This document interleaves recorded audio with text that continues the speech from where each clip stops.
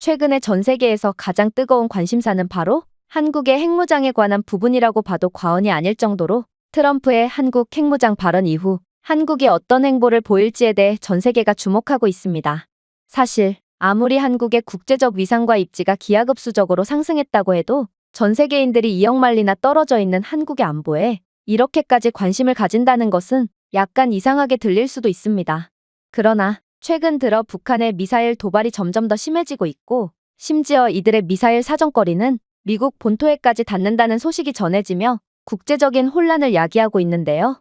또한 아시아 내에서 마땅히 중국을 견제할 세력이 없는 상황에서 중국은 대만 침공 계획 및 서방 국가들에 대한 압박을 계속 이어나가며 일촉즉발의 상황을 만들고 있습니다. 이런 상황에서 얼마 전 북한은 한국의 오물테러까지 시도하는 등의 지속적인 도발을 감행했고 이에 따른 전 세계의 한국의 핵무장 옹호 여론이 거세지며 점점 더 한국의 상황에 관심을 갖게 되는 외국인들이 늘어가고 있다고 합니다.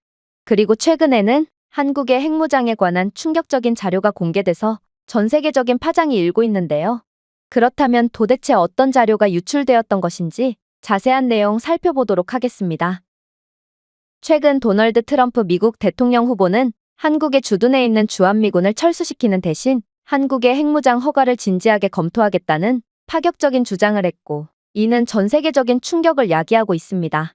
그리고 얼마 전 백악관에서 열린 안보회의에서는 만약 주한미군이 한국을 나가는 동시에 한반도에서는 충격적인 상황이 벌어질 거라는 분석이 나와 전 세계적인 파장이 일고 있는 상태인데요. 그렇다면 대체 어떤 분석이 나왔을까요? 안녕하세요. 저는 미국 출신의 다비드라고 합니다. 현재 백악관 출입 기자로 일하고 있는 저는 최근에는 백악관에서 열리는 안보회의에까지 참석하게 되었습니다. 그리고 저는 이번 회의에서 상상치도 못한 충격적인 이야기를 듣게 되어서 기사 작성을 위한 내용도 정리할 겸 이렇게 글을 작성하게 되었습니다. 이번 회의는 매우 드물게도 백악관이나 국방부 소속의 매우 영향력 있는 전문가들이 대거 참석해서 엄숙한 분위기를 자아냈는데요. 그리고 이러한 무거운 분위기 속에 가장 먼저 입을 뗀 것은 바로 백악관 안보실장이었습니다. 도널드 트럼프 미국 전 대통령은 이번 대선에서 자신이 승리할 경우 주한미군 철수와 함께 한국의 핵무장을 진지하게 고려하겠다고 주장했습니다. 트럼프는 한국과 같은 부유한 국가는 국방을 위해 더 큰 재정적 부담을 져야 한다고 주장했고 한국의 관점에서 이 제안은 터무니없이 비싸게 느껴질 게 분명하기에 양국 간의 합의가 이루어질 가능성은 전무하다고 볼 수 있죠. 그리고 여기에 있는 대부분의 사람들은 트럼프 후보와 함께 일해본 경험이 있어서 잘 알 테지만 저는 그가 그저 지나가는 말로 이런 주장을 한 것이 아니라고 생각합니다. 만약 바이든이 재선에 성공한다면 우리는 이런 논의를 애초에 할 필요가 없지만 트럼프가 당선되게 된다면 한국은 역사적 기로에 서게 될 것입니다. 그렇다면 먼저 지지도에 관해 살펴봅시다. 트럼프 유권자의 85%가 2024년 선거에서도 트럼프를 지지하는 데 전념하고 있는 것으로 나타났습니다. 이러한 높은 수준의 충성도는 트럼프에 대한 강력한 투표율을 보장할 것이 분명합니다. 또한 이번 투표의 쟁점이 될 것으로 보이는 무소속 유권자에 대한 표심도 점점 트럼프를 향하고 있습니다. 최근의 여론조사에 따르면 트럼프는 무소속 유권자 중 바이든을 49% 대 42%의 차이로 앞서고 있는 것으로 나오고 있죠. 이뿐만이 아닙니다. 트럼프는 최근 미국의 주요 격전지주에서 유권자 등록이 크게 증가했는데요. 예를 들어 펜실베니아의 유권자 등록 데이터에 따르면 공화당 신규 등록은 전년 대비 15% 증가했습니다. 결론적으로 점점 트럼프 후보가 당선될 확률이 올라가면서 우리는 한국의 핵무장에 대해 진지하게 논의할 때가 왔습니다. 사실 전 세계의 대부분의 국가들에서 한국의 핵무장은 터무니없는 소리고 이는 절대로 실현될 수가 없다고 주장하고 있습니다. 그러나 과연 그럴까요? 타고난 사업가인 트럼프는 자신에 대한 지지도 상승과 미국의 이득이 되는 것이라면 뭐가 됐든 밀어붙일 가능성이 큽니다. 그렇다면 주한미군 철수에 따른 한국의 핵무장이 미국에 어떤 이익이 될까요? 미국 입장에서 주한미군을 철수하는 것은 미국에 상당한 재정적인 절약을 가져다 줄 것입니다. 해외에서 군사기지와 인력을 유지하는 것은 비용이 많이 드는 노력이며 이 지출을 줄이는 것은 미국 국방 예산에 대한 재정적인 부담을 줄일 수 있죠. 또한 주한미군을 철수하면 미국은 중동이나 동유럽과 같은 다른 전략적 지역으로 군사적 초점을 재조정할 수 있으며 이를 통해 미국에 대한 전 세계적인 영향력이 높아지게 되는 결과를 기대할 수 있습니다. 물론 트럼프는 한국이 핵무장을 할 수 있게 함으로써 동아시아에서의 힘의 균형을 바꾸는 것을 기대하기도 할 것입니다. 핵무장된 한국은 이 지역에서 증가하는 중국의 군사적 경제적 영향력에 대한 강력한 균형추 역할을 해줄 테죠. 핵무장 동맹국의 존재는 중국의 남중국해에서의 공격적인 기동과 대만을 비롯한 주변국에 대한 위협에 대한 억지력을 강화할 것입니다. 물론 국제정치는 그리 아름답지만은 않습니다. 트럼프는 한미동맹 내에서 마찰을 일으켜 다자간 방어구조를 약화시켜 개별 국가가 미국과 직접 양자협정에 더 많이 의존하도록 만드는 것을 목표로 할 수 있습니다. 이 전략은 미국이 동맹국들에 대한 지배력을 유지하도록 보장할 것입니다. 왜냐하면 국가들이 더 광범위하고 다자간의 약속에 의존하기보다는 워싱턴으로부터 직접적인 안전보장을 추구할 것이기 때문입니다. 그런데 이건 누구나 예측할 수 있는 부분입니다. 그리고 미국 최고의 전문가인 우리들은 이 문제에 대해 더욱 날선 태도로 바라봐야 하죠. 또한 한국의 역할은 일본이나 다른 국가들도 할 수 있기 때문에 이런 명분으로 한국의 핵무장을 용인한다면 다른 국가들도 덩달아 핵 개발을 시도하려고 할 가능성이 큽니다. 그러나 결정적으로 다른 국가들은 핵 개발을 시도할 수 없을 것입니다. 오직 한국만이 핵무장이 가능한 결정적인 이유가 있거든요. 북한의 예측할 수 없는 행동과 핵기술의 발전은 한국의 실존적인 위협이 되고 있습니다. 이 위협의 독특한 즉각성을 고려할 때 미국은 한국의 생존과 안정을 보장하기 위한 핵 억지력의 필요성을 정당화할 수 있습니다. 또한 한국의 발전된 기술과 경제적인 능력은 한국이 안전하고 신뢰할 수 있는 핵무기를 개발하고 유지할 수 있는 독특한 위치에 있도록 합니다. 미국은 다른 어떤 나라도 한국과 같은 책임을 감당할 수 있는 능력, 안정성, 그리고 신뢰성의 조합을 가지고 있지 않다고 생각하고 있죠. 하지만 결정적인 이유는 따로 있습니다. 바로 한국은 국제규정과 규범을 준수한 강력한 실적을 보유하고 있거든요. 따라서 미국과 국제사회는 한국의 핵개발이 단지 억제 목적만을 위한 것이고 군비 경쟁에 기여하지 않는다는 것을 확실히 하기 위한 강력한 감독체계를 구축할 수 있습니다. 물론 일부 남게 될 주한미군과 첨단 미사일 방어체계의 주도는 한국의 핵 억지력을 보완하여 지역 안보를 강화하는 중층적인 방어 전략을 수립할 것입니다. 이 통합적인 접근법은 북한의 침략을 억제하고 다른 지역 동맹국들을 안심시킬 것입니다. 따라서 미국은 한국의 핵능력과 미국의 전략적 이익을 긴밀히 일치시키고 엄격한 국제적 감시를 보장함으로써 왜 한국이 현재 세계 질서에서 유일하게 새로운 핵무장 국가가 되어야 하는지에 대한 강력한 근거를 제시할 수 있습니다. 이 접근법은 즉각적인 위협을 해결하고 동맹을 강화하고 지역 안정을 유지하며 비확산 원칙을 유지하겠죠. 그러나 저는 트럼프를 오래 봐와서 그런지 저는 그가 숨겨둔 진짜 의도가 보입니다. 트럼프는 한국이 국방비를 더 내거나 핵무기를 개발해야 한다고 제안함으로써 한국의 국방비를 늘리도록 압박하고 있습니다. 이것은 한국의 더 큰 경제적 부담으로 이어질 것이고 잠재적으로 한국의 경제적 안정성을 약화시킬 수 있습니다. 핵무장된 한국은 미국이 동맹국의 군사력에 대한 전략적 통제권을 유지하도록 보장하면서 여전히 미국의 군사기술과 지원에 의존하겠죠. 즉 트럼프는 핵무장된 한국을 여전히 통제하에 두고 있을 생각이라는 것입니다. 생각해보세요. 그는 아주 똑똑한 사업가고 분명 그저 돈 몇 푼에 한국 핵무장 승인이라는 터무니없는 수를 던지지 않았을 것입니다. 그러나 저는 안보 전문가로서 말하건대 트럼프는 한국을 아주 과소평가하고 있다고 말할 수 있습니다. 한국은 미국의 오랜 동맹국이고 저는 한국에 직접 가본 적도 많고 한국에 대해 너무나도 잘 알고 있거든요. 한국이 핵무장 카드를 얻게 된다면 상황은 트럼프가 생각했던 것과는 완전히 다른 방향으로 흘러가게 될 거라는 것입니다. 일단 한국의 발전에 대한 욕구는 정말로 예측이 불가능합니다. 누가 한국전쟁 이후에 한국이 이 정도로 선진국이자 강대국으로 발돋움할 거라고 생각했겠어요? 이건 미래를 내다본다는 사람들조차 전혀 예상하지 못했을 것입니다. 한국은 다른 국가들에서는 찾아볼 수 없는 특유의 저력이 있는 국가고 한국인들은 노력의 화신이자 천재들이 분명합니다. 그런 한국이기에 미국이 한국의 손에 핵무장 카드를 쥐어줌과 동시에 미국은 한국을 통제하기는커녕 오히려 빨려 들어가서 한국에 휘둘리고 말 것입니다. 제가 과장을 하는 것 같다고요? 잘 들어보세요. 제가 여러분들이 생각지도 못한 놀라운 근거를 제시해 보겠습니다. 일단 트럼프뿐만 아니라 많은 전문가들이 한국의 핵기술을 과소평가하고 있습니다. 핵무기 개발에는 상당한 시간이 소요되는 경우가 많지만 한국의 상황은 확연히 다르거든요. 한국은 세계적인 핵기술 강국으로 유례 없이 빠른 속도로 핵무기를 개발할 수 있는 능력을 보유하고 있습니다. 그렇다면 어째서 한국이 이를 달성할 수 있는 유일한 국가일 수가 있을까요? 그리고 그것이 미국의 안보와 지역 안정에 어떤 의미가 있을까요? 일단 한국은 오랫동안 핵기술의 선두주자로 인식되어 왔습니다. 한국의 핵에너지 프로그램, 선진 연구기관, 그리고 고도로 숙련된 노동력은 빠른 핵무기 개발에 강력한 기반을 제공할 수 있습니다. 한국원자력연구원과 같은 24개 이상의 가동 중인 원자로와 최첨단 연구시설을 보유한 한국은 민간 원자력 에너지에서 군사 응용 분야로 거의 즉시 전환하는 데 필요한 기술 인프라를 보유하고 있습니다. 문제는 한국은 우리가 생각했던 것보다 훨씬 더 원자력 강국이라는 것입니다. 한국은 전통적인 원자력 기술뿐만 아니라 소형 모듈식 원자로와 잠재적인 핵융합 기술과 같은 차세대 원자력 기술을 개척하는 데 집중하면서 원자력 연구 개발에 많은 투자를 계속하고 있습니다. 이 원자로들은 다양한 장소에서 쉽게 운반되고 조립되어 유연하고 확장 가능한 원자력과 무기 생산 능력을 제공할 수 있습니다. 이러한 모듈식 원자로를 전략적 위치에 신속하게 배치하는 능력은 한국의 주문형 핵물질 생산 능력을 향상시킵니다. 이 능력은 어떤 위협에도 신속한 대응을 보장하여 위기 상황에서 핵 생산을 신속하게 확장할 수 있도록 합니다.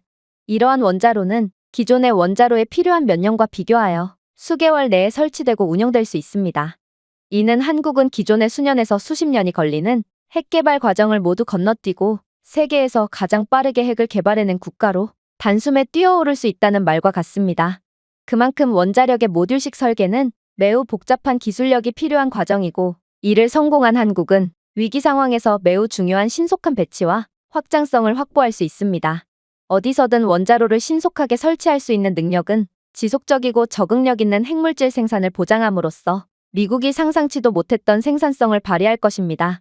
이뿐만이 아닙니다. 한국은 전 세계에서 오직 미국만 가지고 있는 기술을 이미 독자적으로 개발해낸 상태거든요. 한국은 극한의 조건에서도 견딜 수 있는 고성능 합금을 개발해 원자로와 무기에 사용할 수 있는 능력을 갖추고 있습니다. 예를 들어 원자로 피복제용 고급 지르코늄 합금을 개발해 핵연료봉의 안전성과 효율을 크게 높였습니다. 이러한 나노기술의 적용으로 핵물질의 소형화와 효율성이 크게 향상되었습니다. 한국은 이 기술을 통해 더욱 강력하고 소형화된 핵소자를 만들 수 있습니다. 예를 들어 탄소 나노튜브는 핵물질의 강도와 열전도율을 향상시켜 기존의 핵무기보다도 훨씬 더 향상된 핵 위력을 가진 엄청난 무기를 만들어낼 수 있습니다. 또한 나노기술의 부품 소형화 능력은 더 작고 효율적인 핵무기를 가능하게 합니다. 이러한 소형화는 첨단, 휴대용 및 더 쉽게 은폐할 수 있는 핵장치를 생산하여 전략적 유용성을 높입니다. 다시 한번 말하지만 이는 미국만이 갖고 있는 기술이었고 따라서 미국은 중국이나 다른 핵보유 국가들을 두려워하지 않았습니다. 이들 국가들에서 만든 조악한 핵무기는 미국의 압도적인 성능을 가진 최첨단 핵무기 앞에서 무릎을 꿇을 것이 자명하거든요. 그런데 미국은 한국의 핵무장을 허용함과 동시에 이러한 엄청난 경쟁 상대에게 주도권을 내어주는 꼴이 되는 것입니다. 그러나 제가 한국을 그 무엇보다 두려워하는 점은 따로 있습니다. 바로 한국은 핵무기 제조에 사용될 수 있는 막대한 양의 플루토늄을 추출하여 사용 후 핵연료를 재처리할 수 있는 기술력을 보유하고 있기 때문이죠. 한국은 3만 톤 이상의 사용 후 핵연료를 저장하면 이 연료를 재처리하여 연간 약 1,500kg의 플루토늄을 얻을 수 있습니다. 즉, 이론적으로 한국은 연간 350개 이상의 핵폭탄을 생산할 수 있는 것입니다. 이건 도저히 믿기지가 않는 수치입니다. 그러나 저는 아직 한국에 가장 소름 끼치는 점을 언급하지 않았다는 점을 기억하세요. 자, 이제 여러분들은 한국은 전 세계에서 가장 뛰어난 원자력 기술을 가졌다는 것을 알게 되었습니다. 이들의 원자력 발전소는 매우 우수하고 특히 이들이 개발한 APR-1400은 세계에서 가장 진보된 원자로 중 하나죠.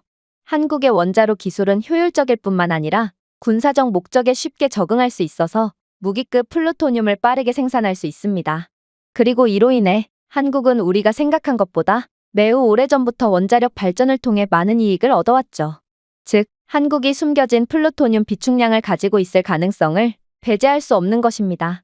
제가 관련 분야 전문가로서 얻은 정보는 월성 원자력 발전소에는 국제사회에 알려지지 않은 채로 상당한 양의 숨겨진 핵연료가 보관되어 있다는 것입니다. 수년에 걸쳐 조심스럽게 축적된 이 매장량에는 고농축 우라늄과 플루토늄이 포함되어 있으며 이는 민간 에너지에 필요한 양을 훨씬 초과합니다. 발전소 지하시설에 보관된 이 핵물질들의 매장량은 수천 개 이상의 핵탄두를 생산할 수 있는 충분한 무기급 플루토늄 1000kg 이상을 포함하고 있는 것으로 추정됩니다. 이로 인해 한국은 핵기술 개발이 허용됨과 동시에 미국과 경쟁할 수 있는 핵 비축량을 갖게 될 것입니다. 그렇다면 이런 숨겨진 강대국인 한국이 핵을 개발하는 데는 구체적으로 얼마나 걸릴까요? 한국은 핵 확산 금지 조약에 가입하기 전에 매우 활발한 핵기술 개발을 했던 국가로 이들의 실질적인 핵기술은 우리가 생각했던 것보다 훨씬 더 앞서 있다는 사실을 잊으면 안 됩니다. 한국의 선진기술 능력과 필수 자원에 대한 접근성을 고려한다면 한국은 전례 없는 속도로 핵무기를 개발할 준비가 되어 있거든요. 추정치는 한국이 핵 개발을 시작한 후 1개월 안에 첫 번째 핵무기를 생산할 수 있다고 암시하고 있습니다. 어떻게 그게 가능할 수 있냐고요? 한국은 핵 개발만큼이나 중요한 선진 미사일 기술과 전달 시스템을 이미 보유하고 있거든요. 한국은 별도의 기술을 개발해낼 필요조차 없이 핵탄두의 효율적인 배치를 완료할 수 있습니다. 따라서 한국에 대한 핵무장 결정이 내려짐과 동시에 한국은 신뢰할 수 있는 핵 억지력을 신속하게 전개하여 국가 안보가 지체 없이 강화되도록 보장할 수 있죠. 또한 한국은 전시국가라는 독특한 특성 덕분에 체계가 매우 유연하고 거의 하룻밤 사이에 민간 핵시설을 군사적 용도로 전환할 수 있습니다. 한국은 몇 주 안에 상당한 핵무기고를 생산할 수 있을 것으로 추정되는데 이는 그 어떤 나라가 이전에 했던 것보다 수십 배, 아니 수백 배 빠른 속도입니다.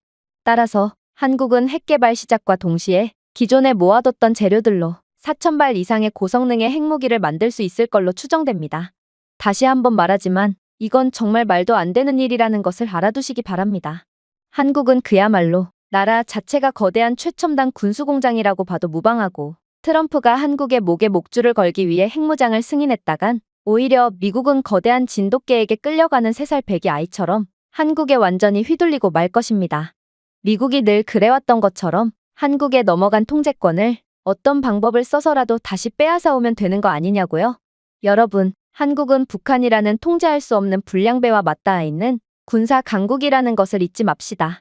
한국은 이미 어떠한 공격으로부터도 중요한 자산을 보호하기 위해 설계된 단단한 지하 벙커와 시설망을 구축했습니다. 지하단지와 같은 이러한 시설들은 최첨단 보안 시스템을 갖추고 있으며 재래식 무기와 핵무기의 직접적인 타격을 견딜 수 있습니다. 이러한 벙커는 공격 시 핵자산의 생존 가능성을 보장합니다. 한국의 전략적 깊이는 이 나라가 가장 극단적인 조건에서도 핵 억제 능력을 유지할 수 있음을 의미하여 상당한 전략적 이점을 제공합니다. 또한 한국은 핵물질과 무기를 여러 안전한 지역에 분산 배치할 수 있는 체계를 이미 갖추고 있습니다. 즉, 한국이 한 번의 타격으로 핵무기 전체를 잃을 가능성은 없다는 것이죠. 또한 한국의 로봇공학과 자동화에 대한 전문 지식은 핵부품의 정확하고 효율적인 제조를 가능하게 합니다. 현대 로보틱스와 삼성 공장과 같은 산업 자동화의 발전을 활용한다면 한국은 고품질의 핵 생산을 보장할 수 있습니다. 기술 강국 한국의 정밀 자동화는 핵부품을 생산하는 속도와 신뢰성을 향상시킬 수 있습니다. 이러한 기술 우위는 생산의 신속한 스케일업을 가능하게 하고 제조 과정에서 일관성과 품질 관리를 보장하죠. 즉, 미국이 한국에 뺏긴 통제권을 다시 찾아올 방법은 전무하다는 것입니다. 물론 핵무장 기회가 주어져도 국민들의 지지가 없어서 기회가 무산될 가능성이 큰 여러 국가들과는 달리 한국은 강한 국가 정체성과 문화적 회복력을 가지고 있고 이는 핵무장을 포함한 국방 정책에 대한 국민의 지지를 유도하고 강력한 국방 정책은 역사적 갈등에 대한 집단적 기억과 자립 의지에 의해 국민을 결집시킵니다. 이러한 한국의 국가적 통합은 핵무기의 개발과 유지를 위한 안정적인 환경을 제공하겠죠. 그야말로 핵개발 승인이 난 한국을 막을 수 있는 국가는 아무도 없게 되는 것입니다. 트럼프는 본의 아니게 한국에 날개를 달아줬습니다. 핵 능력으로 한국은 자신을 보호할 뿐만 아니라 지역 동맹국에 대한 영향력을 확장할 것입니다. 일본과 호주와 같은 나라들은 한국의 해구산에 속할 것이고 전략적인 위치를 강화할 것입니다. 또한 한국의 경제력은 군사력과 결합하여 세계 시장과 자원의 전례 없는 영향력을 행사할 수 있게 할 것입니다. 이러한 경제적 영향력은 세계 초강대국으로서의 입지를 더욱 공고히 할 것입니다. 또한 한국은 미국이 하던 대로 신흥 강국과 기술 선진국을 포함하여 전통적인 파트너를 넘어 전략적 동맹을 구축하기 시작하겠죠. 이러한 동맹은 경제적 안보적 이익의 공유를 바탕으로 한국이 글로벌 선진국으로 발돋움할 수 있도록 도와줄 것입니다. 프랑스와 이스라엘과 같은 선진적인 핵능력을 가진 국가들은 한국과 기술 공유와 전략적 계획에서 협력할 것이고, 이는 거대해진 한국이 더욱 몸집을 불릴 좋은 기회가 될 것입니다. 물론 국제협력을 통해 한국의 원자력 기술에 대한 전문성은 훨씬 더 강력해질 것이고, 이는 국방력을 강화할 뿐만 아니라 에너지 분야에도 혁명을 일으킬 가능성이 높습니다. 원자력을 더 효율적으로 활용함으로써 한국은 에너지 비용을 줄이고 에너지 안보를 보장하며 지속 가능한 경제 성장을 지원할 수 있습니다. 선진화된 원자력 에너지로의 전환은 한국을 청정에너지 기술의 선두주자로 만들 것이고, 세계적인 투자를 유치하고 에너지 개발에 있어서 국제적인 협력 관계를 조성할 것입니다. 이는 첨단 산업의 세계적인 리더로서 한국의 명성을 높일 테죠. 동시에 선진 원자로에서 최첨단 방어 시스템에 이르기까지 한국의 수출을 위한 새로운 시장을 열 것이고, 한국의 국가 경제를 크게 증진시킬 것입니다. 자, 이제 우리가 알던 한국 전쟁 전후의 가난한 한국의 모습은 도저히 찾아볼 수가 없게 되었습니다.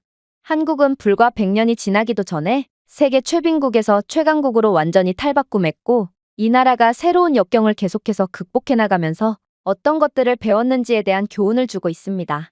이제 강대국이 된 한국에 남은 건 영향력 확대입니다. 한국이 동맹을 확대하는 것은 한국의 전략적 깊이와 새로운 기술에 대한 접근을 강화할 것입니다. 이러한 협력은 추가적인 지원과 자원을 제공하여 한국의 핵 프로그램의 견고성과 지속 가능성을 보장합니다. 한국은 기술적 경제적 강점을 활용함으로써 국제원자력기구와 유엔과 같은 국제기구에서 영향력을 증가시킬 것입니다. 이러한 영향력은 한국의 전략적 이익을 뒷받침하는 규범과 기준을 촉진하면서 한국이 자신에게 유리한 방향으로 세계적인 핵정책을 형성하도록 합니다. 결국 국제기구에서 강력한 목소리를 가지게 된 한국은 점점 더 이들 스스로에게 유리한 국제정책을 지지할 수 있게 해줄 겁니다. 따라서 세계는 미국과 유럽연합, 그리고 한국으로 나뉘게 되어 미국은 동맹국이자 초강력 경쟁자를 두게 되겠죠. 결론적으로 국제사회에 의해 종종 과소평가되는 한국의 독특한 강점은 한국을 빠르게 핵무기를 보유한 국가로 위치시킬 것입니다. 혁신적인 원자로 설계, 첨단 재료 과학, 우수한 지능과 감시, 로봇과 자동화, 대중의 지지, 첨단 추진 시스템, 그리고 전략적 동맹으로 한국은 세계적인 힘의 균형을 재정의할 준비가 되어 있습니다. 미래를 생각해보면 한국이 핵보유국으로 가는 길은 기술 혁신, 전략적 예지력, 그리고 타의 추종을 불허하는 전문성으로 포장되어 있음이 분명합니다. 이러한 숨은 강점은 한국이 세계적인 초강대국으로서 입지를 확보할 수 있도록 해줍니다. 또한 핵무기를 가진 한국이 군사력에서 미국을 능가할 가능성은 매우 흥미롭고 도발적인 개념입니다. 한국은 숨겨진 핵능력과 첨단 기술, 전략적 우위를 바탕으로 최소 세계에서 가장 영향력이 강력한 국가 중 하나가 되겠죠. 트럼프는 이런 한국의 엄청난 잠재력을 보지 못한 것이 분명하고, 우리는 이 나라를 절대로 얕잡아봐선 안 됩니다. 안보실장의 말에 그 어떠한 전문가들도 감히 반박을 하거나 추가적인 의견을 제시하지 못했습니다. 모두가 한국을 단순히 기술 강국으로만 생각했고, 한국이 미국과 어깨를 견주는 강대국이 될 거라는 것은 예상조차 못한 모양이었죠. 급변하는 국제정세 속에 한국의 어떤 운명이 찾아올지는 모르겠지만, 한국은 굳이 핵무장이 아니더라도 이 나라가 세계 최강국으로 발돋움하는 건 그저 시간 문제라는 생각이 듭니다. 최근 미국의 강력한 대선 후보인 도널드 트럼프는 한국에 주둔하고 있는 주한미군을 철수시키는 대신 한국의 핵보유 허용을 진지하게 검토하겠다고 주장했습니다. 그리고 이러한 다소 충격적인 제안에 전 세계가 술렁이고 있다고 하는데요. 이런 상황에서 얼마 전 미국 최고의 군사기관인 미 국방전략연구소에서는 삼성 장군이 나서 뜻밖의 제안을 해서 화제가 되고 있다고 합니다. 그렇다면 그가 대체 어떤 주장을 했던 것일까요? 안녕하세요. 저는 미 국방전략연구소에서 근무 중인 조셉이라고 합니다. 저는 트럼프의 한국 핵무장 발언 이후 정말 눈코 뜰 새 없이 바쁜 하루를 보내고 있는데요. 그만큼 미국의 각종 군사연구소나 국방부 등은 앞으로 변할 정세를 파악하고 대비하느라 온 힘을 쓰고 있습니다. 그런데 이번에는 그동안 논의해온 모든 것들을 뒤집어버릴 만한 충격적인 현상 하나가 관측되었고, 저희 모두는 한국의 핵무장은 논의하고 말고의 문제가 아닌 한국은 반드시 핵무장을 해야 한다고 인식하게 되었습니다. 발단은 최근에 열린 국방부와의 안보회의였죠. 이번 회의에는 이례적으로 미 육군 삼성 장군이 직접 참석했고, 저는 이번 사안이 보통 사안이 아니겠구나 하는 직감이 들었는데요. 아니나 다를까, 삼성 장군은 이내 충격적인 주장을 하기 시작했습니다. 최근에 도널드 트럼프 미국 전 대통령은 한국의 방위비 분담 문제를 지적하며 자신이 대통령에 당선된다면 그 즉시 주한미군을 철수시키겠다고 주장했습니다. 그는 한국이 자체적으로 핵무기를 개발하도록 허용함으로써 미국에 불필요한 세금을 지출하지 않겠다고 했죠. 이 움직임은 해외 주둔 병력을 최소화하려는 트럼프의 광범위한 목표와 일치하면서 한국의 상당한 병력을 유지하는 것과 관련된 재정적 물류적 부담을 완화할 것으로 기대됩니다. 저는 이에 대한 찬반 여론이 매우 극명하게 갈리는 것쯤은 알고 있습니다. 한국이 핵무장을 한다면 북한의 침략과 중국의 팽창주의에 대한 강력한 억제력을 갖게 될 것이지만 동시에 핵 확산에 대한 전 세계적인 불안감을 고조시킬 수 있죠. 하지만 지금은 상황이 완전히 바뀌었습니다. 그리고 이러한 바뀐 상황에서 더 이상의 토론은 무의미하다는 것을 밝히고 싶군요. 이제는 한국의 핵무장은 선택이 아닌 필수로 바뀌었고, 저는 오늘 여러분들께 그 근거를 제시하려고 합니다. 바로 북한의 핵미사일 기술에 대한 적극적인 발전은 한국뿐만 아니라 미국 본토에도 직접적인 위협이 되고 있기 때문인데요. 북한은 화성 15형과 화성 17형과 같은 대륙간 탄도미사일을 성공적으로 시험했고, 충격적이게도 이러한 미사일들은 미국 대륙까지 도달할 수 있는 능력을 입증했습니다. 이 ICBM들은 핵탄두를 운반할 수 있는 것으로 여겨져서 미국에 대한 위협 수준을 극적으로 높이고 있습니다. 김정은 정권은 과거보다 더 발전되고 정확한 전례 없는 수의 미사일 시험을 실시했습니다. 이 시험들은 장거리 타격 능력을 완벽하게 갖추겠다는 북한의 의지를 보여주고 있으며 자신들의 요구 조건을 들어주지 않는 경우 이 무기들을 사용하겠다는 의지를 극명하게 경고하는 역할을 하고 있습니다. 미국은 크나큰 실수를 했습니다.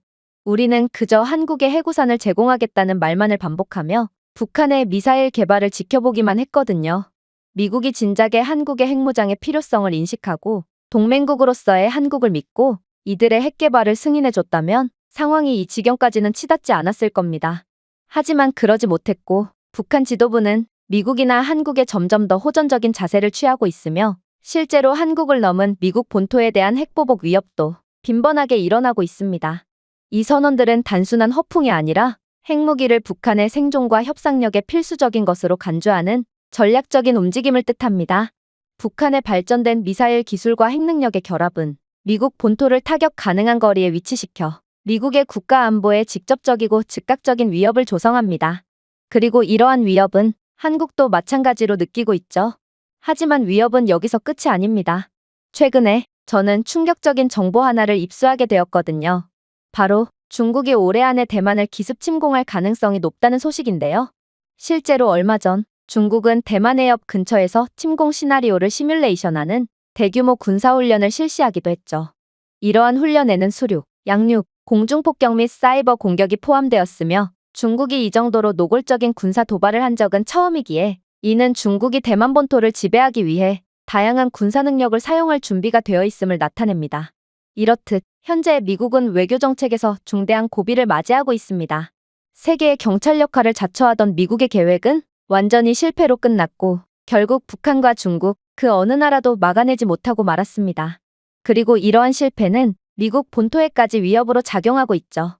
그래서 이제 미국은 새로운 위협에 대처하고 지역 및 국제안보에 대한 약속을 지키기 위한 단호한 조치가 필요합니다. 한국은 북한과 중국이라는 세계혼란의 주범을 막고 미국과 세계를 구원할 유일한 국가고 미국은 한국의 핵개발을 허용하면서 우리들이 저지른 실수를 이제라도 바로잡아야 합니다. 한국은 분명히 그럴 능력이 있는 강대국이고 한국 또한 핵무장을 하면서 얻게 될 이익이 상당히 많기에 이 나라는 이번에도 기적을 보여주며 우리를 구원해주겠죠. 그러나 장군의 이러한 합리적인 주장에도 연구소장은 자존심이 상한다는 듯 인상을 한껏 찌푸리며 큰 소리를 내기 시작했습니다. 미국은 아직 실패하지 않았습니다.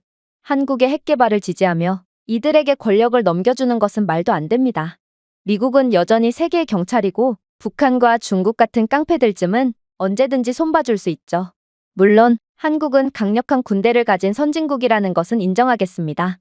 그러나 결국 미국의 발끝에도 못 따라오는 국가일 뿐이죠. 그런 나라를 믿고 미국의 권력을 나눠주며 미국 대신 세계 평화를 위해 힘써달라며 숙이고 들어가는 게 말이 됩니까? 미국은 그 어떤 나라에도 고개를 숙이지 않는 국가입니다. 당신의 주장은 미국이 능력이 없어서 한국에 기대자는 것처럼 들리고 개인적으로 자존심이 상당히 상하는군요. 그러자 삼성 장군은 생각지도 못한 말을 해오기 시작했어요. 당신은 아직도 제 말을 이해하지 못했나 보군요. 지금 자존심 따위를 따질 때가 아니라는 것을 아직도 모른단 말입니까? 그리고 이런 세계적인 대혼돈의 시기에 한국에 기대는 게 뭐가 그리 자존심이 상한다는 말입니까? 그리고 당신, 안 그래도 말 잘했습니다. 맞습니다. 현재의 미국은 한국에 기대는 것을 넘어 고개를 숙이고 들어갈 때고 우리는 잘못을 바로잡기 위해 기꺼이 이들에게 머리를 조아려야 합니다. 미국이 언제까지나 세계 최강의 국가로서 군림할 수 있을 거라고 생각하지 마세요. 미국의 시대가 오기 전에는 영국이 세계에 군림했듯 이제는 마땅히 새로운 국가가 왕좌에 앉는 것일 뿐입니다. 또한 한국이 아직은 미국보다 약한 건 그저 미국이 걸어놓은 여러 가지 규제와 제약 때문이죠.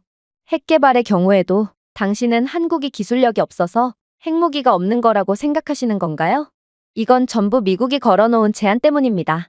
한국이 핵 개발을 시작하면 빠른 시일 내에 미국이 가진 기술보다 훨씬 뛰어난 핵무기들을 가지게 될 것이 분명합니다. 이 나라는 그만큼의 엄청난 저력이 있는 국가라는 것을 자신들 스스로가 증명해왔죠. 반면에 미국은 어떤가요? 미국의 본토는 역사상 유의미하게 침공을 당한 적이 단 한 번도 없습니다. 그저 섬에 대한 기습이나 선전용의 보여주기식 작전만이 펼쳐진 게 전부죠. 이런 상황 하에서 만약 당신의 말처럼 한국을 그대로 내버려 두다가 중국이 대만을 점령해버리거나 혹은 반미 감정이 고조된 북한이 미국 본토에 핵미사일을 날리게 되면 어떻게 될까요? 물론 미국인들은 용감하고 강합니다. 하지만 과연 우리는 최초로 본토를 침공당했을 때도 침착하게 대응할 수 있을까요? 저는 절대 불가능할 거라고 봅니다. 그리고 이는 이미 미국 국방부에서 연구한 모의 시나리오에서도 증명됐죠. 북한의 미국 본토에 대한 핵미사일 공격은 물리적인 피해보다 패닉에 따른 사회적 혼란과 무질서를 야기하면서 정신적인 피해가 훨씬 더 극심할 게 분명합니다. 이런 미국의 무기력한 모습에 미국에 대한 전 세계적인 신뢰는 그 즉시 사라져버릴 것이고 미국의 체제 자체가 붕괴될 가능성을 배제할 수 없죠. 결국 미국은 북한의 기습 핵미사일 공격 한 방에 그대로 침몰할 수도 있단 말입니다. 그러나 한국은 전혀 다른 국가입니다. 이들은 본토를 침공당하고도 어떻게든 회복하는 불가사의한 국가고 이는 한국의 역사가 증명하고 있죠. 저는 주한미군으로 복무한 경험이 있고 당시에 한국인들에게서만 느껴지는 알 수 없는 힘에 이끌려 한국의 대학교에서 강의도 여러 차례 들었습니다. 그리고 한국에서 공부한 경험들은 당연히 제 군 생활에 있어서 엄청난 영향을 주었죠. 자, 보세요. 미국은 북한과 중국에 대한 대응에 실패했지만 오직 한국만이 이러한 상황을 극복할 수 있는 이유는 이들의 역사를 보면 알 수 있습니다. 일단 임진왜란이라고도 알려진 일본의 침략 동안 한국의 해군 사령관 이순신 장군은 압도적인 역경에도 불구하고 한국 해군을 수많은 승리로 이끌었습니다. 그러나 이 시기에 빛을 발한 것은 군사적인 리더십뿐만이 아니었습니다.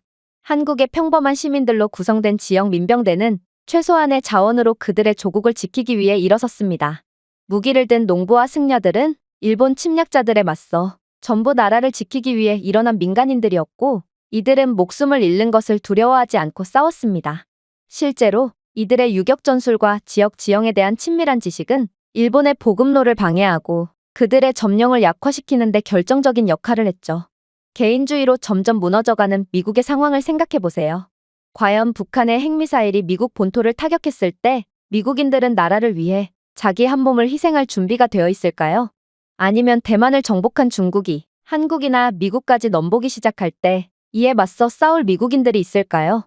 이런 개인주의적인 미국인들을 고려해 봤을 때 북한이 왜 기를 쓰고 미국 본토에 핵미사일을 떨어뜨리려는지는 너무도 쉽게 알 수 있습니다. 오직 한 가지의 예로 너무 일반화하는 거 아니냐고 물을 수도 있겠죠.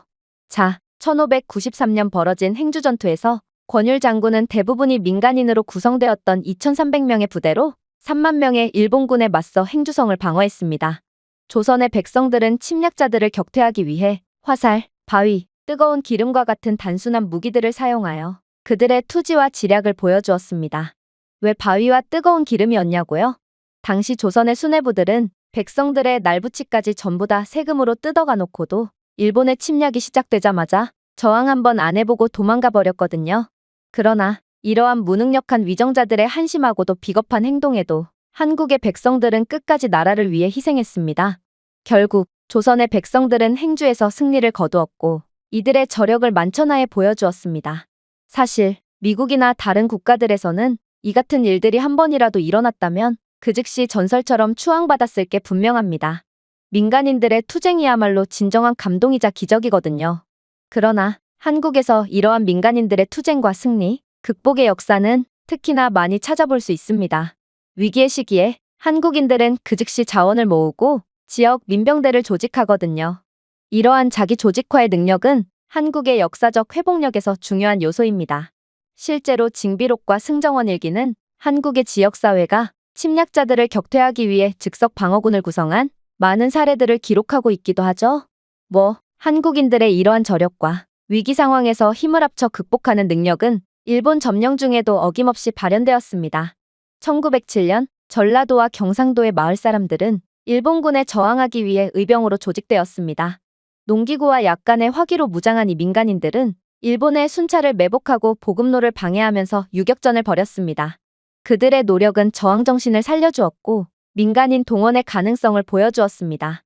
결국 일본인들은 생전 처음 보는 민병대의 이러한 활약에 혀를 내두를 수밖에 없었고 이후에도 용감한 한국의 일반 국민들에게 여러 차례 휘둘리게 되며 결국 한반도에서 도망치듯 나갈 수밖에 없었습니다. 그런데 여러분, 한국의 일반 시민들의 힘은 우리 미국인들도 직접 목격한 적이 있다는 거 아시나요? 한국전쟁 당시 처음에 북한군의 기습에 의해 점령당했음에도 불구하고 한국인들은 항복하지 않았습니다. 민간인들은 정보, 물자를 제공하고 심지어 점령에 저항하기 위해 모임을 형성하고 전쟁을 지원하는 데 중요한 역할을 했습니다. 한국인들은 산악 지역에 숨어서 급습을 실시하며 북한군을 교란했고 미군과 연합군 그리고 한국군에 중대한 지원을 했습니다. 아마 한국인들의 이러한 도저히 가망이 없어 보이는 상황에서도 포기하지 않는 집념이 없었다면 미국이 인천 상륙작전을 실시하기도 전에 한국은 북한에 의해 완전히 점령당했을 것이 분명합니다. 그러나 이들은 끝까지 용맹하게 싸웠습니다. 이건 여러분들 대부분도 아실 만한 이야기지만 한국인들의 이러한 저력을 보여주는 대표적인 예시가 바로 1950년 부산 경계전투 동안에 일어난 일이라고 할 수 있습니다. 한국의 지역 시민들은 식량, 물, 그리고 의료물품을 제공함으로써 미군과 한국군을 도왔거든요. 그들은 또한 방어진지를 구축하고 북한군의 움직임에 대한 정보를 수집하는 데 도움을 주었습니다. 한국인들의 이러한 기여가 없었다면 절대로 지원군이 도착할 때까지 방어선을 유지할 수 없었을 게 분명하죠. 이건 정말 놀랍습니다. 이때의 한국인들은 대다수가 피난민이었고 어쩌면 미군들보다 배고프고 지친 상태였을 것입니다. 하지만 한국인들은 기꺼이 국가를 위해 헌신했고 이들의 운명을 스스로 바꾸는 기적을 만들어냈죠. 다시 한번 말하지만 미국인들 또한 매우 용감하고 강합니다. 하지만 같은 상황에서 우리가 한국인들처럼 행동할 수 있을지 가슴에 손을 얹고 한번 생각해 봅시다. 한국의 국민들 사이의 깊은 일체감과 회복력은 이러한 극복의 역사를 가져본 적이 없는 미국에는 그저 꿈만 같은 이야기일 뿐입니다. 그리고 한국만의 문화적 결속력은 어떤 적대자에 대해서도 국가를 수호하겠다는 집단적 결의로 해석됩니다. 과거의 투쟁과 승리에 대한 역사적 서술이 민족의식 속에 깊이 새겨져 회복력과 결의를 다지고 있습니다. 외국의 침략에 맞선 한국의 역사적 회복력은 국민의 투철한 정신과 전투력의 증거입니다. 또한 첨단 군사기술과 한국인의 강력한 결의가 결합하면 어떤 상대도 이겨낼 수 있는 강력한 국방력이 탄생할 게 분명하죠. 위기 상황에서 국민의 힘을 활용하는 한국의 역량은 그 누구와도 견줄 바가 없습니다. 한국이 점점 기술적으로 발전하고 군사력을 강화함에 따라 한국 국민의 영원한 정신은 국방의 초석으로 남을 것입니다. 기술력과 국민의 힘의 이 독특한 조합은 한국이 아무리 강력한 적국에 맞서도 이길 수 있는 강대한 자세를 계속 유지할 것을 보장합니다. 자, 이제 미국의 실패를 인정하고 한국에 고개 숙이며 도움을 청할 준비가 되었나요? 한국은 위기를 극복하는 전문가들이고 이들은 분명 자신들의 국가를 지킴과 동시에 세계 평화를 위해 큰 발걸음을 내디딜 수 있을 것입니다. 장군의 발언에 연구소장은 당황스럽다는 듯 두 눈만 껌뻑거릴 뿐이었습니다. 그의 반응을 미루어 보건대 분명 미국이 한국에 도움을 청하는 상황이 마음에 들지 않지만 마땅한 수가 없다는 것을 인지한 모양이었죠. 그렇다면 한국이 어떤 방식으로 미국을 지켜줄 수 있단 말인가요? 연구소장의 말에 삼성 장군은 놀라운 답변을 시작했습니다. 사실 이 문제에 대해 우리는 따로 분석해 볼 것도 없습니다. 한국의 핵 제한이라는 고삐를 풀어준다면 이들은 알아서 세계 최강의 국가이자 수호자로 자리매김할 것이고 미국이 걱정할 부분은 아무것도 없을 테죠. 그러나 우리가 하는 일 자체가 분석과 예측이니 설명이라도 한번 드리겠습니다. 일단 한국은 이미 미국을 능가하는 혁신적인 시스템을 갖춘 상태고 이들의 무기 또한 이미 핵탄두를 장착할 것을 염두해서 설계해놓은 최첨단 무기들입니다. 즉, 핵 개발이 허용된 한국은 최첨단 인공지능, 극초음속 기술, 그리고 지시에너지 무기를 통합하여 전례 없는 공격과 방어 능력을 제공하겠죠. 한국에 가공할 무기고의 핵 능력을 추가하면 세계적인 전력역학을 재편할 수 있는 시너지 효과가 발생할 것이 분명합니다. 일단 한국은 이미 극초음속 미사일을 개발해 놓은 상태고 이는 마하속도로 이동하며 적의 기지를 신속하게 초토화시킵니다. 만약 여기에 핵탄두를 장착한다면 파괴적인 탑재체를 비할 데 없이 빠른 속도와 정밀도로 운반할 수 있어 사실상 막을 수가 없다고 볼 수 있습니다. 이 미사일들은 놀라운 속도와 정밀 유도 시스템을 통해 의도한 목표물의 1m 이내를 타격할 수 있어 최대의 충격과 최소한의 부수적 피해를 보장합니다. 이러한 고속 충돌로 발생하는 운동에너지와 핵탄두의 파괴력이 결합되어 전체 군사시설과 전략 목표물을 무력화시킬 수 있습니다. 여러분들이 진정으로 실력 있는 전문가라면 이것만 봐도 느껴지는 것이 있을 것입니다. 바로 미국이 이런 한국의 해구산을 제공하는 것은 그 자체로 큰 모순이라는 것이죠. 한국은 이미 미국 못지않은 미사일 기술을 가지고 있을 뿐더러 이제 북한의 사정거리 안에 들어온 미국은 만약 북한이 한국과 미국에 동시에 핵미사일을 발사했을 경우 당연히 미국을 구하는 선택을 할 것입니다. 즉, 한국의 핵무장에 대한 논의는 이제 말할 것도 없이 한국이 핵무장하는 쪽으로 무게가 쏠려야 한다는 것이죠. 물론 핵무장한 한국이 세계의 혼란을 잠재우는 방법은 이뿐만이 아닙니다. 한국은 이미 전장과 전투 데이터를 실시간으로 처리하고 분석할 수 있는 차세대 AI를 개발한 상태입니다. 이 AI는 95% 이상의 정확도로 적의 움직임을 예측할 수 있어 위협에 대응하고 취약점을 활용하는 전략을 즉각적으로 조정할 수 있죠. 한국이 개발한 인공지능의 자율적 의사결정 능력은 핵무기의 전략적 배치와 결합하여 시스템이 고도로 경쟁이 치열한 환경에서 독립적으로 작동할 수 있도록 보장하여 인간의 개입 필요성을 줄이고 대응 시간을 최소화합니다. 인공지능은 또한 핵 자산의 배치를 최적화하여 우발적인 사용 위험을 최소화하면서 효과적인 사용을 보장할 수 있습니다. 이는 정말 대단한 일입니다. 그렇게나 현대화를 외치는 미군이지만 이런 기술은 미국도 아직까지 개발해내지 못했거든요. 아마 미국이 긴급 상황에서도 지휘체계를 외칠 동안 한국은 AI를 통해 순식간에 대응을 완료할 것이고 우리는 마땅히 이런 한국의 동아시아를 맡기는 편이 100번 옳은 것입니다. 물론 한국의 차세대 스텔스 기술도 절대로 빼놓을 수 없죠. 사실 이건 그 어느 것보다 충격적이라고 볼 수 있습니다. 미국이 한국의 스텔스 기술을 수출할 때가 엊그제 같은데 이들은 어느 틈에 미국과 견줄 만한 차세대 스텔스 기술을 개발해냈거든요. 한국의 스텔스 기술은 차세대 감지 기술로 설계되어 있는 다른 강대국들의 모든 레이더와 적외선 탐지 시스템에도 보이지 않을 정도로 매우 정교하고 완성도 높은 기술이라고 할 수 있습니다. 아마 한국의 이러한 스텔스 기술 또한 핵무기와 엄청난 시너지 효과를 낼 수 있을 것입니다. 이러한 기술은 핵 탑재체를 운반할 때에도 시스템이 탐지되지 않고 적의 영토 깊숙이 침투할 수 있도록 보장할 거거든요. 한국의 최첨단 기술은 적의 레이더를 방해하고 속일 수 있는 첨단 전자 대책과 미사일 방어와 같은 들어오는 위협을 차단하고 무력화할 수 있는 능동 보호 시스템을 특징으로 하고 이에 더해 핵능력의 통합은 시스템의 억제 효과를 향상시켜 북한과 중국을 완전히 제압할 수 있습니다. 그러나 한국의 무엇보다 두려운 점은 따로 있습니다. 한국은 타의 추종을 불허하는 기술 능력을 보여주면서도 민간 부문과 군사 부문에 걸친 혁신 문화를 육성하면서 계속해서 연구 개발에 많은 투자를 하고 있거든요. 한국의 대학과 연구기관들은 첨단 기술이 연구소에서 전장으로 원활하게 전환되도록 보장하면서 방위 산업과 긴밀히 협력하고 있습니다. 한국의 국방무기고의 핵능력을 추가하는 것은 중대한 전략적 변화를 나타내며 기술 선도국이자 강력한 글로벌 강국으로서의 위치를 강화할 것입니다. 자, 지금 한국의 핵무장을 가장 반대하고 있는 국가가 어디죠? 맞습니다. 바로 중국이죠. 북한은 아예 발언권조차 없고 말이에요.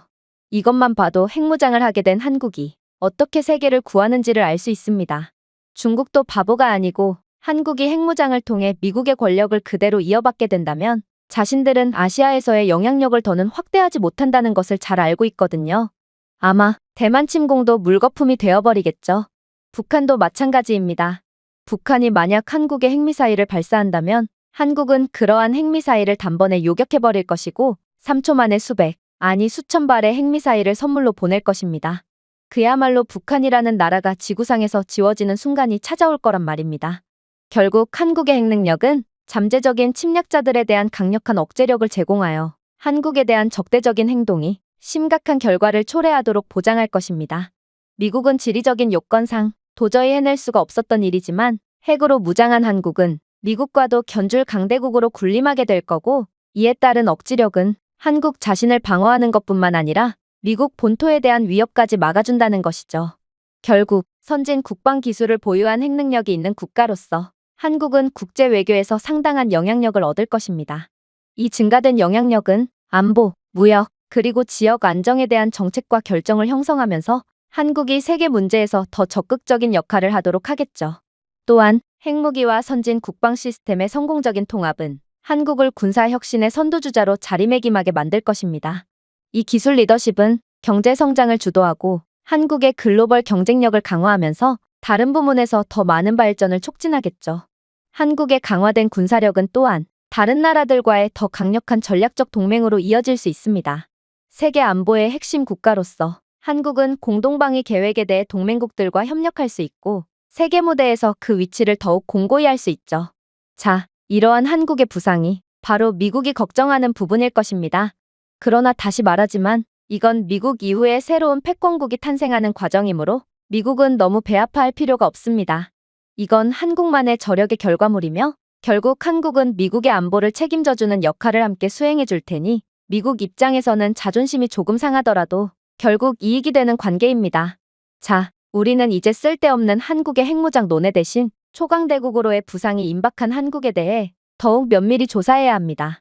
한국의 혁명적인 무기체계는 한국이 군사혁신을 주도할 수 있는 잠재력을 강조하며 기술과 핵의 완벽함이 한국을 전례 없는 수준의 힘과 영향력으로 이끄는 새로운 시대를 예고합니다. 가까운 미래에 기술적으로 진보하고 핵능력이 있는 한국은 전통적인 초강대국에 필적할 뿐만 아니라 잠재적으로 능가하여 세계적인 강대국으로서의 위치를 확고히 할 것입니다. 물론 미국 역시 강력한 경쟁자로서 한국과 함께 더욱 빠른 속도로 발전해 나가겠죠.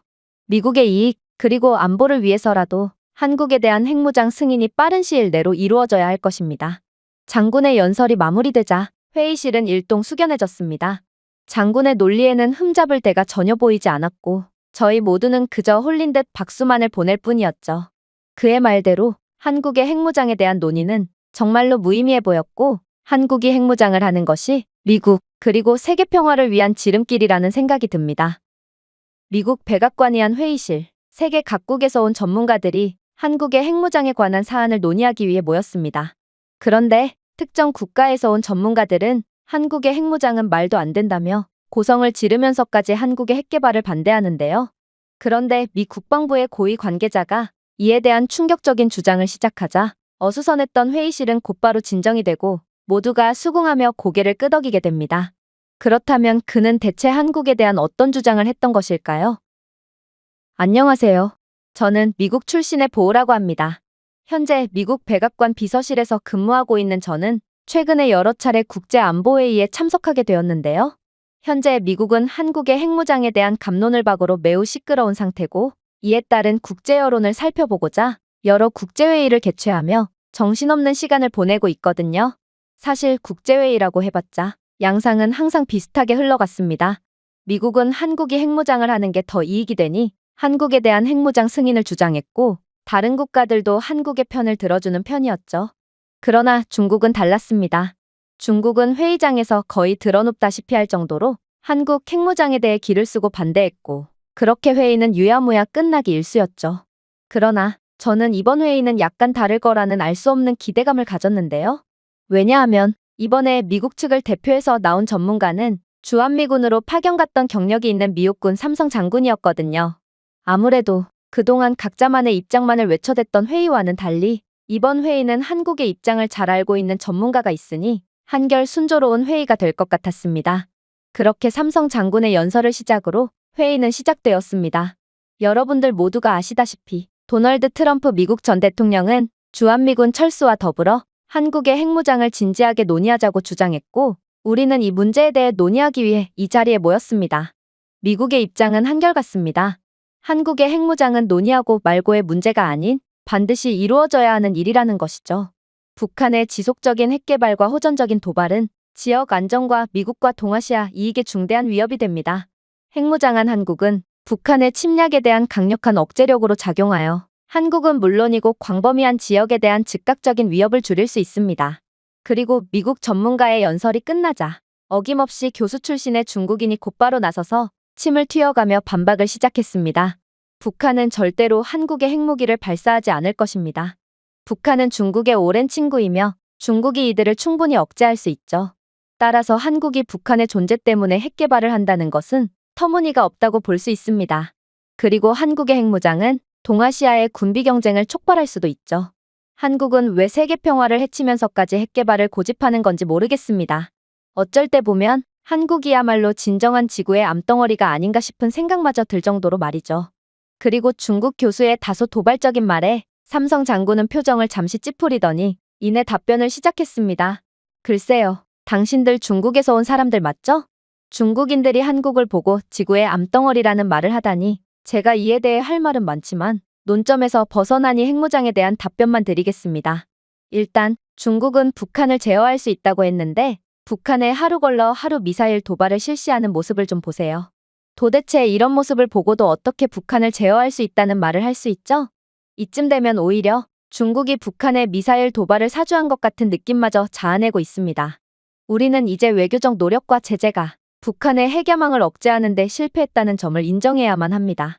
유엔 헌장에 따르면 모든 국가는 자위할 권리가 있고 한국의 핵개발은 북한에 의해 명백하며 현재의 위험으로부터 자신을 보호하기 위한 합법적인 조치라고 볼 수 있습니다. 중국도 자국 방위라는 똑같은 논리로 핵개발을 실시하지 않았나요? 남은 되고 남은 안 된다는 이기적인 생각은 이 자리에서 전부 내려놓기 바랍니다. 그리고 한국이 핵무장을 하는 건 동아시아 내의 군비 경쟁을 확대한다는 것도 몹시 수준이 낮은 주장이라고 할 수 있을 텐데요. 이건 북한에 억제되지 않은 핵개발이 이미 영내 확산 압력의 장을 마련했다는 사실을 간과한 것이기 때문입니다. 모든 잠재적인 군비 경쟁의 주요 원인은 북한의 핵개발과 종종 실시되는 중국의 협박에 가까운 압박입니다. 한국이 핵무기를 개발하도록 허용함으로써 국제사회는 단지 증상이 아닌 근본 원인을 해결할 수 있습니다. 아무래도 한국은 지금껏 모든 적법 절차를 지켜온 모범적인 국가고 국제적인 엄격한 감독과 비확산 프로토콜을 준수할 것이 확실시되는 국가입니다. 따라서 한국의 핵개발은 오히려 확산 위험을 최소화하는 방식으로 관리될 수 있죠. 결국 한국의 핵개발로 인해 영내에서 균형 잡힌 억제력은 주변 국가들이 자체적으로 핵능력을 개발할 필요성을 감소시켜 오히려 영내 안보 환경을 안정시킬 수 있습니다. 그리고 제 개인적인 의견 하나를 말씀드리겠습니다. 중국은 종종 주한미군의 존재에 대해 우려를 표명해왔죠. 그런데 한국이 자체적인 핵 억지력을 개발하도록 허용하는 것은 잠재적으로 한반도에 주둔하고 있는 미군의 철수나 감축으로까지 이어질 수 있으며 중국의 오랜 지정학적 우려 중 하나를 해결할 수 있습니다. 그런데 이렇듯 한국의 핵개발은 중국에도 이익이 되는 상황임에도 도대체 중국은 뭐가 두려워서 한국의 핵개발을 반대하는 거죠? 중국은 한국의 문화를 자기네 것이라고 우겨대고 한국은 중국의 속국이라는 거짓된 정보를 정부 차원에서 국제 커뮤니티 등에 계속해서 흘려대며 한국 침공에 대한 당위성을 확보하려는 듯한 작업을 멈추지 않고 있는데 어쩌면 중국의 한국 핵무장 반대는 대만 침공 이후 한국까지 접수하려는 의도가 반영된 거 아닙니까? 미국은 중국의 한반도 침탈 야욕에 대한 수많은 증거를 가지고 있고 한국의 핵무장을 막으려고 기를 쓰는 이유도 전부 이 때문이라는 것을 이미 알고 있습니다. 그러나 한국은 작은 거인이므로 중국 같은 저개발 국가가 먹을 만한 국가가 절대로 아니며 만약 한국을 먹으려고 함부로 입을 벌렸다간 그대로 벌린 입이 찢겨나갈 수도 있으니 그만하는 게 좋을 겁니다. 삼성 장군의 냉철한 반박에 중국인 교수는 얼굴이 새빨개져서 날뛰기 시작했는데요. 그는 한국을 정말로 중국의 속국쯤으로 생각했는지 한국의 입장은 아예 존재하지 않는다는 듯한 뉘앙스로 충격적인 발언을 하기 시작했어요. 당신들이 한국의 핵 개발을 승인하는 게 결국 한국의 득이 될 것 같아. 미국은 완전히 틀렸어. 한국이 핵 개발을 시작한다면 주한미군이 철수한 틈을 타서 북한이나 중국의 침공이 시작될 거야. 어차피 기술 후진국 한국이 핵 개발을 하려면 십수년이나 걸릴 게 뻔하고 그 사이에 한국은 핵 개발을 시도조차 못한 채 초토화가 될 거란 말이야. 만약 미국이 한국의 핵 개발을 승인하는 건 한국에 독이 든 성배를 주는 것과 마찬가지라는 것을 기억해둬야 할 거야. 중국은 말로만 떠드는 국가가 아니거든.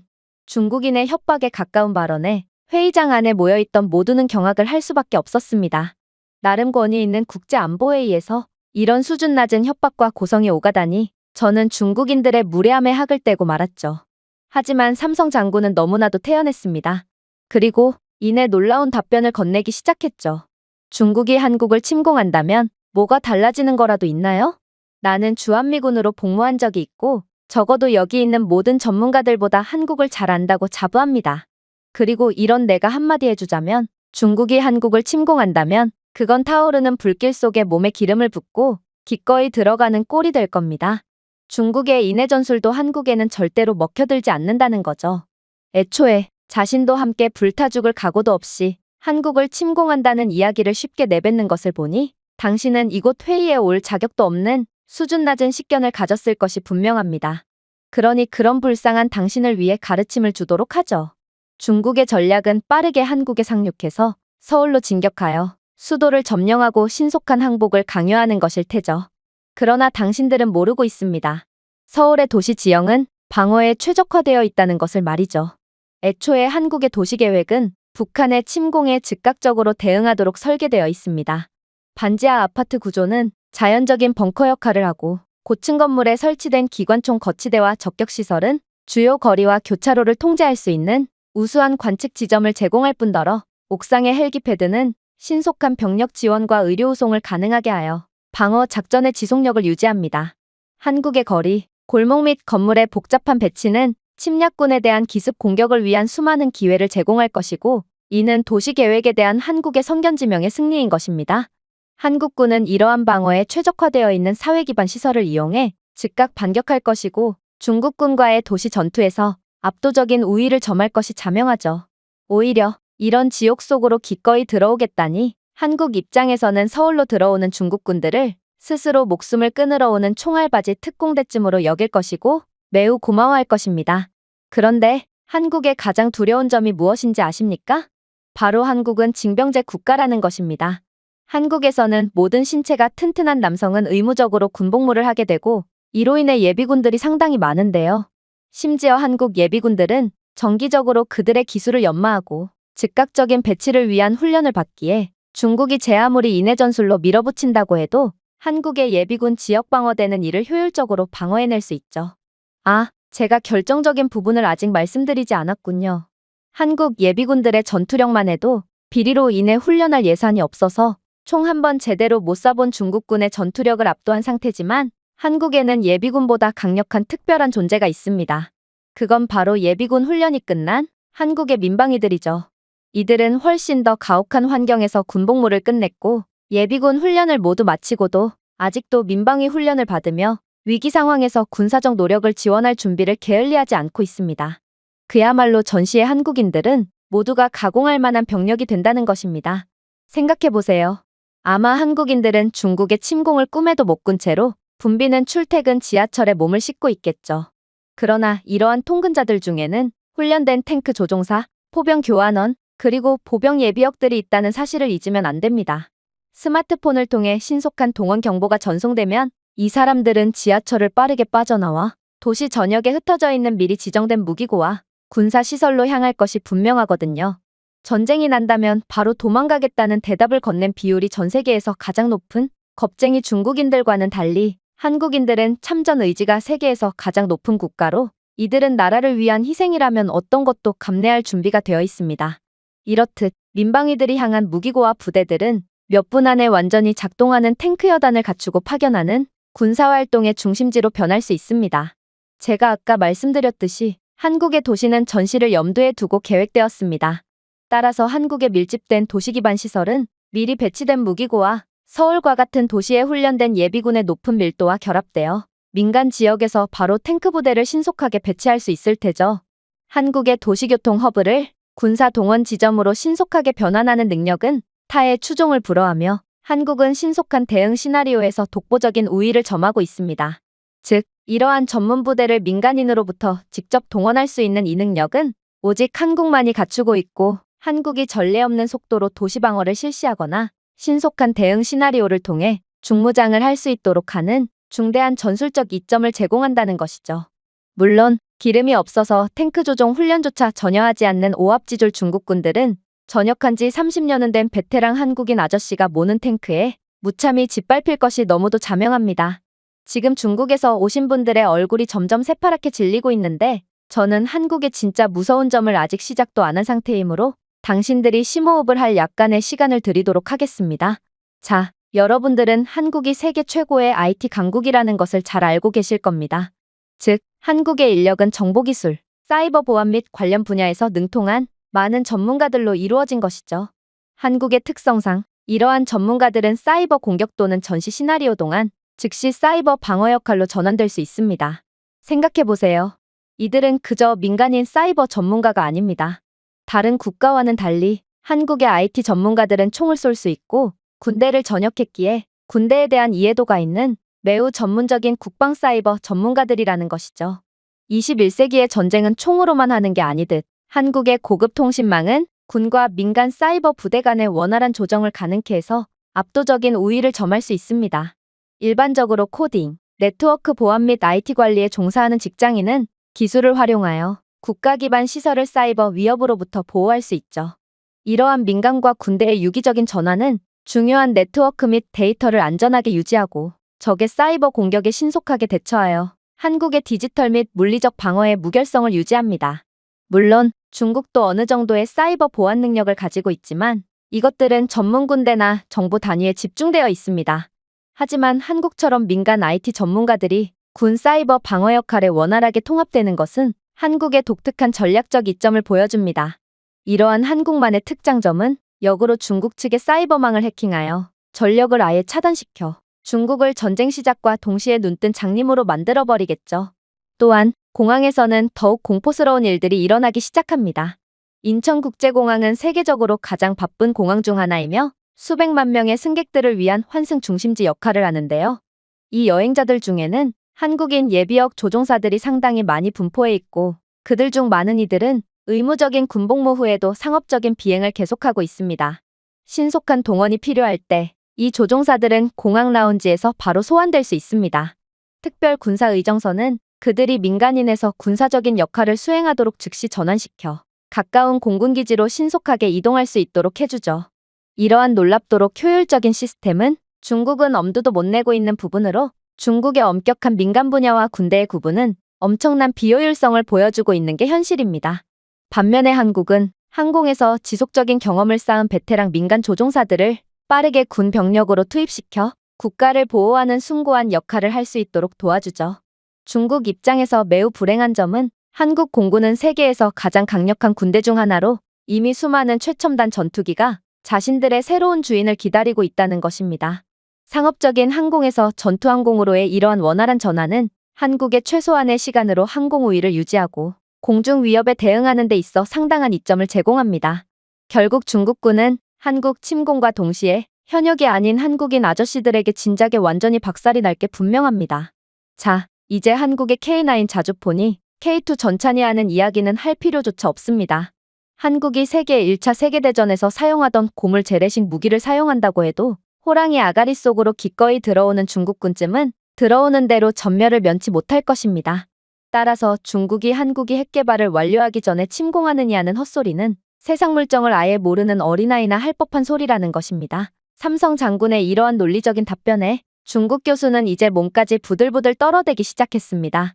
그는 도저히 회의를 진행할 상태가 아닌 것처럼 보였고 당황한 중국인 관계자들은 자신들의 당황을 감추기 위해 오히려 큰 소리를 내기 시작했죠. 그래봤자 한국 같은 후진국이 핵무기를 개발할 수나 있을 것 같아? 핵무기는 기술 강국인 중국도 수십 년에 걸쳐서 겨우 만들어낸 첨단 기술의 집합체야. 그런데 한국 따위가 이를 쉽게 해낼 리가 없지. 오히려 능력이 없는 한국은 핵 개발을 하다가 핵무기를 그 자리에서 터뜨려 버릴 가능성이 크므로 한국의 핵 개발을 반드시 막아야 해. 이러면 한국의 인접국인 중국만 손해를 보잖아. 하지만 삼성 장군은 여전히 기도 안 찬다는 듯 픽 웃어버리는 여유로운 태도만을 보이더군요. 그리고 이내 상상치도 못한 주장을 시작했죠. 중국인들은 항상 말을 반대로 하는 경향이 있군요. 오히려 한국이 중국과는 달리 기술 강국이라고 말하는 편이 정확하죠. 그리고 이런 기술 강국 한국은 중국이 핵무기를 개발하기 이전부터 핵 개발을 수행했다는 것을 잊지 마세요. 한국은 박정희 정부 때 북한의 핵 개발에 대항해서 진지한 연구 개발을 한 적이 있고, 이때의 한국은 이미 핵무장 직전의 연구 성과를 보였다고 평가받고 있습니다. 즉, 한국은 이중용도의 재료를 비축하고 핵무기 설계에 대한 이론적 연구를 끝냈으며 무기 생산을 위해 빠르게 전환할 수 있는 시설을 갖추는 단계를 뛰어넘었다고 볼 수 있다는 것이죠. 이러한 사전 계획은 한국이 처음부터 시작하는 것이 아니라 이미 잘 준비된 프로그램을 가속화한다는 것을 의미합니다. 하지만 한국의 가장 무서운 점은 따로 있습니다. 이들은 현재 그러한 단계에서 한 발자국, 아니 10발자국은 더 나아간 상태거든요. 일단 한국의 핵에너지 기술은 세계 최고고 원자로 또한 세계에서 가장 우수하다는 사실을 잊으면 안 됩니다. 한국은 24개의 원자로를 운영하는데 그 원자로는 전기의 거의 30%를 제공하죠. 이 원자로들은 가압수형 원자로와 고유속 첨단 중성자 응용 원자로와 같은 연구용 원자로를 모두 포함합니다. 이 광범위한 사회 기반 시설은 한국이 이미 핵물질과 기술을 다루는데 필요한 기술 전문 지식, 시설, 그리고 규제 체계를 가지고 있다는 것을 의미합니다. 그리고 한국의 원자력 인력에는 핵물리학, 원자로 설계, 방사선 안전 및 기타 중요한 분야에서 훈련을 받은 수천 명의 과학자, 기술자들이 즐비하다는 것도 이 나라의 우수한 원자력 기술을 증명하죠. 이 중 많은 전문가들은 전 세계의 인류 기관에서 교육을 받거나 훈련을 받았으며 고급 핵 시스템을 운영하고 유지하는 데 상당한 경험을 가지고 있습니다. 이 기술적 노하우와 경험들은 한국을 빠르게 핵무장 국가로 만드는 데 큰 도움이 될 것입니다. 이뿐만이 아닙니다. 오직 한국만이 할 수 있고 또에는 매우 특별한 부분이 남아있거든요. 바로 한국은 각종 핵 관련 기술과 민간용으로 존재하는 여러 원자로들이 곧바로 군사용으로 전환될 수 있는 특별한 시스템을 가지고 있습니다.